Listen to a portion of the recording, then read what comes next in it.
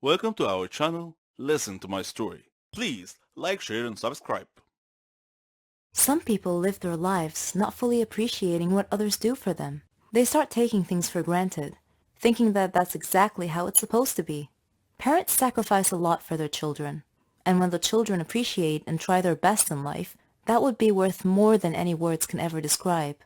My name is Megan, and I hope to inspire you with my story. I lived with my father and my sister Marlene after the death of my mother, who died from an illness. Though I was only 18 at the time, I became responsible for taking care of the whole family. I did everything for them: cooking, cleaning, washing. My father was a great man, and he did his best to make us happy. I supported both my sister and my father. We faced everything together. There was one more person in my life, my neighbor, Dave. We practically grew up together, and our dreams grew with us. He knew everything about our circumstances and supported me often. He proposed to me and we got engaged. Dave chose a flat near my family so we would be close to them. That was very thoughtful of him. We got married and started our lives. I was determined to finish college, and Dave helped me in every way that he could. He proved to me every day how responsible and considerate he was. One day, while cleaning the house, my heart started beating rapidly, and I couldn't breathe well. I was barely able to call out to Dave, who came immediately when he heard me cry for help. I had had this symptom before, when I was younger, but I never told my father, because I didn't want to worry him. Dave took me to the hospital, where a doctor said that I had a serious heart condition, and not just that, I was pregnant too. Pregnancy and a heart condition do not make a good combination, so we had to choose between the baby's life and mine. My father and Dave asked me to abort the child. Though they tried really hard to persuade me, I resolutely refused. I agonized a lot during my pregnancy. They were also worried for my safety. My father and Marlene left their flat to come and live with me, and Dave cut back on his working hours to stay with me. When the day came, they took me to the hospital. The doctor checked the condition and said that it was too serious, that I wouldn't be able to survive the childbirth. My family and I were shocked. I held Dave's hand and told him that I was strong enough to make it. Dave hugged me and cried. I was so afraid, but I did my best to hide it. I said to my baby, "I'm trying the best I can. I'm fighting so that both of us could have a life. Know that I love you, and I know that you'll grow up to be very successful, but you'll also be caring and kind." I adore my family. I adore our get-togethers, our joking around, our meals, everything. I can't imagine my life without them. But one day, I almost killed them all. No, I'm not insane, I assure you, so don't worry. I'll tell you what happened. My name is Ginger. I'm 18 years old. As you can see, I'm wearing an apron. This is because I love to cook. I like all things kitchen related. My happiest moments are when I see my family eating a meal together. I always cook for them. They enjoy it too, and they support me. They let me try different dishes from different countries. I like to listen to their opinions about my cooking skills. I'm also addicted to cooking programs.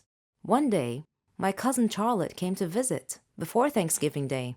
She likes to dress all in black, and today was no exception. For some reason, she had called me earlier and asked me if I had ever heard of Thanksgiving's Day curse. I said no, of course, so she told me that the curse applied to large families who ate a big meal together on Thanksgiving. The curse was the result of an evil spirit named Vicky, who had possessed the cook's body in some family's household and poisoned the whole family. She said that Vicky used to be a housewife who was a great cook and who loved her family, and yet she poisoned them all during Thanksgiving meal. She watched them die one by one, and then she killed herself as the grand finale. At first, I thought Charlotte was joking and trying to scare me, and I told her that it was nonsense, just an old wives' tale. But she said that every legend was usually based on facts. I paused for a second. That was partly true. I went to my room and searched the internet and found the same information about the curse that she had relayed to me, which frightened me even more. Vicky was just like me, or was it the opposite? I stopped myself from getting deeper into this. I needed to focus on preparing the meal. On Thanksgiving's Day, my father bought some groceries, which included a white bottle of liquid. I presumed it to be milk, though it smelled a little weird, but I thought it was my imagination. My aunt called and said she would be arriving a few minutes later, so I had to hurry and finish the meal quickly. My finishing touch was dessert. It was going to be pumpkin candy. I prepared it using the milk that Dad bought. After everyone had arrived, I served dinner. We all sat down and prayed before the meal. Then, everyone started eating. Things were going well. Everyone was chatting merrily and complimenting me on the food. I was overjoyed. But somehow, I couldn't shake this feeling that something was wrong. I looked at Charlotte, but she smiled supportively. Suddenly, one by one, the people around the table started clutching their stomachs and groaning in pain. The last thing I remember before I lost consciousness was my brother calling the ambulance. When I woke up later, I was lying in a hospital bed, alongside all my family members, who were also lying in the hospital bed. The doctor came in and reported happily that we would all be fine. Then he looked at me and winked. He also said, "Next time, young lady, I suggest not using white paint in your cooking." And that was how I almost killed my loving family. My name is Jinny. You can call me Bad Girl if you like.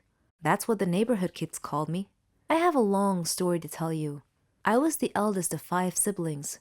My mother died of illness, and my father was crippled in a car accident. He couldn't walk, and he had to use a wheelchair. Seeing my siblings suffer from hunger and poverty was a constant sight at home. My father was depressed.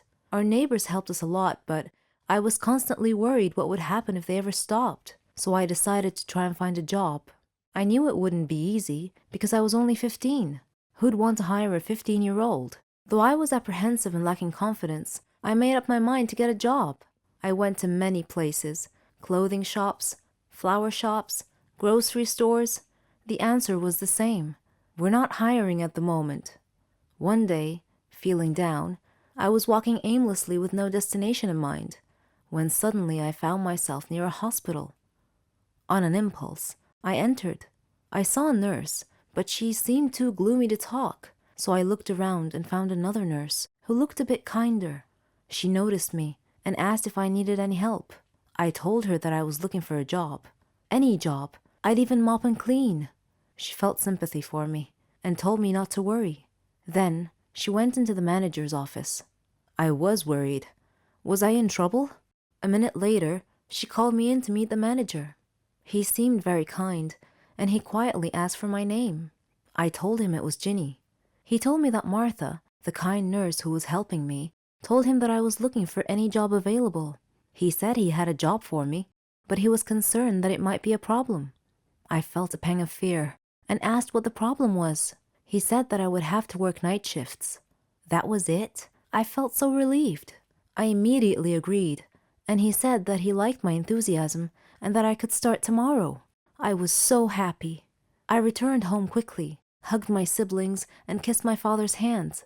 I told them everything about my new job. My father looked at me sadly and said that I was too young to have to bear this responsibility. I told him that it was okay and that I could deal with it. When I went to work at the hospital every night, there was a gang of young kids who were always loitering around the neighborhood. I hoped they wouldn't bother me, but my hopes were in vain. They made fun of me every time I passed them. I never told my family about this, though. I began work as a cleaning lady, but due to my diligence and intelligence, I was able to learn a little bit about nursing. So, I was able to get promoted, first to nursing assistant, then to a nurse. My colleagues supported me a lot. Everything was almost perfect, except for the neighborhood gang that was always bothering me and calling me Jinny the Bad Girl. I wished they would just go away and leave me alone. Then, one day, a miracle happened. While I was working at the hospital, the neighborhood bullies came in, carrying their leader. He was badly injured. His whole body was covered in blood. They were shouting for someone to help them, and when they saw me, they pleaded with me to save him. I worked quickly with the other staff. His condition was serious. He had been in a terrible motorcycle accident. The staff and I worked feverishly to stabilize his condition and treat him. After stabilizing him, I was exhausted. Suddenly, I felt someone coming close. It was the gang. They apologized for making fun of me and asked me to forgive them. They said they didn't know that I worked at a hospital. I smiled and told them it was okay, and that I considered them to be my brothers and sisters. Another nurse went to them and told them that their friend was okay now. I was so happy that my problem was solved. They called me over to talk to their leader. He had tears in his eyes and told me that he was so sorry and asked me to forgive him. He was so sincere that I was moved. I gently asked him to be quiet and get some rest. As I was walking away, he called me and thanked me again. After that incident, the manager called me in and praised me for saving the patient's life that day. I was still a long way from achieving my dreams, but I had a good head start, and the neighborhood gang began calling me the Mercy Angel. Hello, everyone. I'm Lauren. Did you ever wonder what it would be like to have your life completely destroyed by someone close to you? Ever thought about what you would do then? I didn't have time to think, 'cause that's exactly what happened to me. It all started 2 years ago. I lived a quiet life with my mom and dad and my sister. I loved my family. We were always together. We were happy until that fateful day. My dad got fired from his work, a big company. He had worked there for 20 years. The only money we had then was what he had managed to save over the years. Finding a new job wasn't easy. It was a hard time for all of us, especially my dad. He was becoming desperate. At times, he just sat there, quietly, deep in thought, and I rarely saw him smile since. One late night, we were still up waiting for him when he walked through the door. But something was different. He wasn't walking straight. It was the first time in my life seeing him drunk. I decided to take matters in my own hand. I started job hunting. I was lucky enough to find something suitable at a startup company.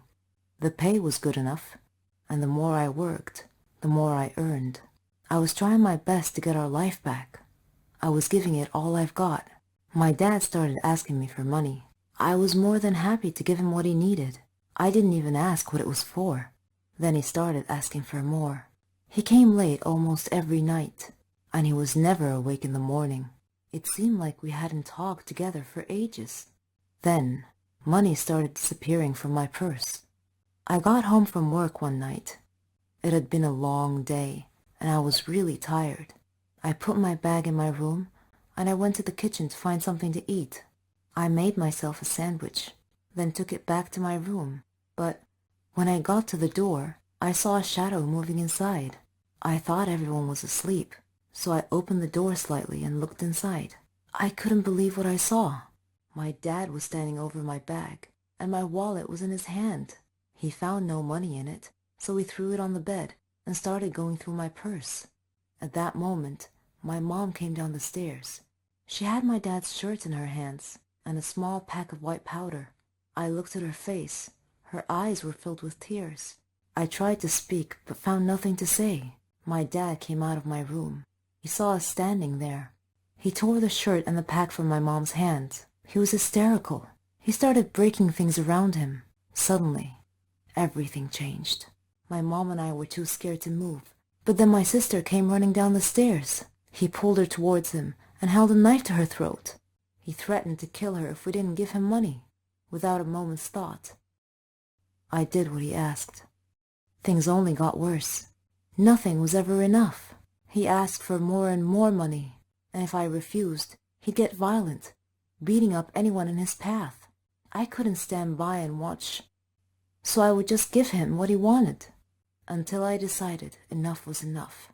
He barged down the stairs one evening and asked for all the money I've got. I told him we had expenses to pay, the rent, school fees, but none of it mattered to him. He asked me again for the money and threatened me if I didn't do what he asked. I refused. He hit me so hard that I crashed my head against the wall and fell to the floor, bleeding. Everything went dark. My mom took me to different hospitals, and I had to do a lot of checkups and tests, but all the doctors said the same thing.